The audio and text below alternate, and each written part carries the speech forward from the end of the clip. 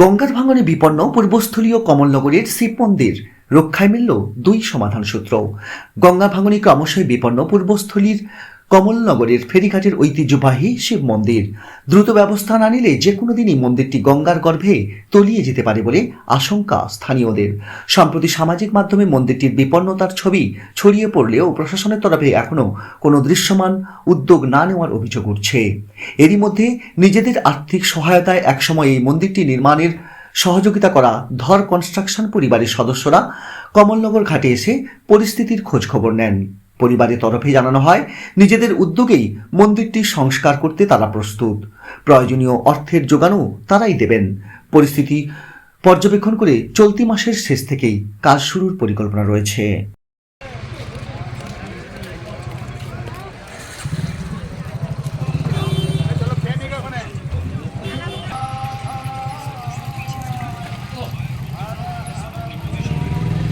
কি হচ্ছে এখানটায়?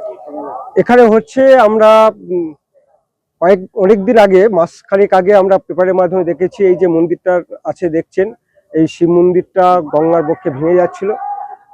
তো সেই খবরটা পেয়ে আমার মনে হলো যে এই মন্দিরটাকে কিভাবে বাঁচানো যায়। তার জন্য এখানে গ্রামের কাছে আমি আসি, গ্রামের লোকদের বলি এবং মন্দির সনাতনী মঠ মন্দির রক্ষা কমিটি বলে একটা কমিটি তৈরি করি।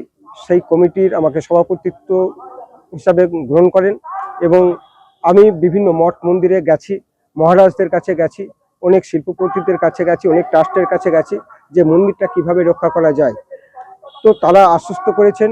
তা সেই আশ্বস্ত করার সুবাদেই আজকে কার্তিক মহারাজ মহাশয় আসছেন।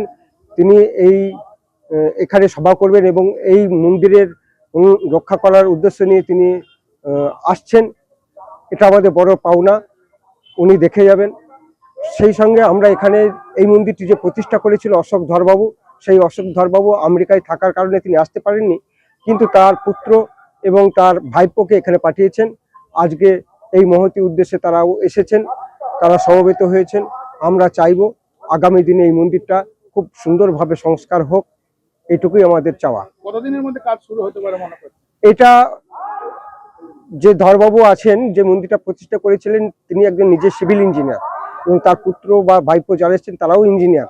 ওনার সাথে কথা বলেছি, ওনারা বলেছেন এটা ইঞ্জিনিয়ারিং একটা ব্যাপার আছে, কারণ মন্দিরটা সংস্কার করতে গেলে, এখন করতে গেলে যেহেতু গঙ্গার ভাঙনটা আগে রোধ করা দরকার, তাই গঙ্গার ভাঙনটা রোধ করতে গেলে যা যা করণীয়, একটা বালির বা পাথর দিয়ে বাঁধানো, সেই বাঁধানোর পরে ওনারা হয়তো ডিসেম্বর, আমাকে একটু আশ্বস্ত করেছেন যে ডিসেম্বরের দিকে আমরা এই মন্দিরের কাজটায় হাত দেব। এটা কি যে ঠিকানা সংস্থা বানিয়েছেন, তৈরি করে দিয়েছেন, তারাই কি করে দিচ্ছে এটা? হ্যাঁ, তারাই কি রাজি হয়ে গেছে? তারাই রাজি হয়ে গেছে। এটা তো আপনার কাছে একটা বড় সুখবর। হ্যাঁ, আমার বড় পাওনা যে আমি একটা সামান্যভাবে এটা করতে গিয়ে অনেক মানুষের সমর্থন পেয়েছি এবং যে ব্যক্তি এটা করেছেন তিনি নিজেও খুব উদ্যোগী নিয়ে আছেন। তিনার অনেক পরিকল্পনা আছে, আরো কিছু করার। এই কমলনগর ঘাটে, কমলনগর গ্রামে অনেক কিছু করার জন্য আমাকে বলেছেন। আপনি কমিটির? আমি কমিটির সভাপতি গৌর ঘোষ। কি নাম আছে? গৌর ঘোষ। আপনারা তো এটা শুনে আসছেন, আপনাদের কি এটা নিয়ে বিষয় ভাবছেন?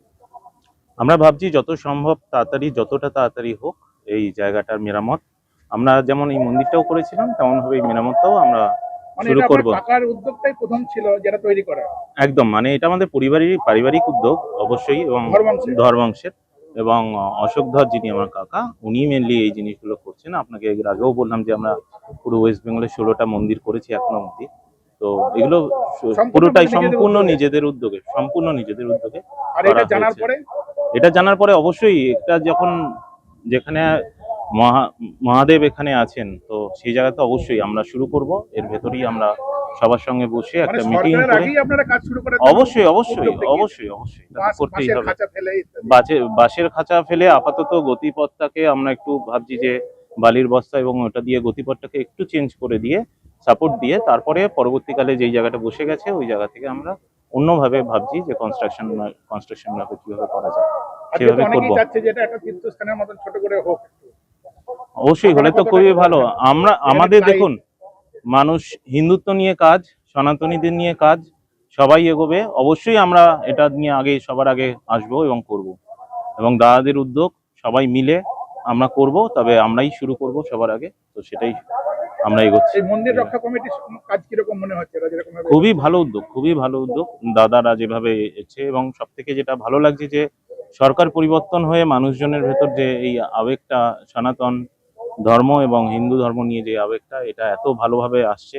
এবং দাদা যেভাবে বা এই গ্রামবাসী যেভাবে এর পেছনে টোটাল জায়গাটাকে ধরেছেন, এটার জন্য মানে খুবই একটা ভালো জায়গা। আপনার নাম? আমার নাম শুভ্রনীল ধর। আপনার নাম? আমার নাম অভিজ্ঞান ধর। অভিজ্ঞান ধর। মানে আপনি মূল এর ছেলে হ্যাঁ। আর উনি ভাইপো? আমার ভাই, আমাদের আসলে ইঞ্জিনিয়ার? হ্যাঁ, আমরা দুজনেই ইঞ্জিনিয়ার, এবং আমাদের এটা হলো মানে আমরা যাই কাজ করি আমরা কিন্তু কারোর নামে করি না। আমি তার জন্যই বারবার ধর বলছি, এর জন্যই যে আমাদের আমরা 91 পরিবার এখনো একসঙ্গেই থাকি, যখন এবং গ্রামের লোক বরণ করে সবার নিচ্ছে আজকে এত সুন্দর কাজের জন্য, এখানে যা করছে আমরা কিছুই করছি না, বিশ্বাস করুন, যা করছে ঈশ্বর করছেন, ওনার কৃপাতেই হচ্ছে। শুধু হিন্দুত্ব তাকে বজায় রাখার জন্য সেই জায়গাটা আমরা ধরে রাখার চেষ্টা করছি।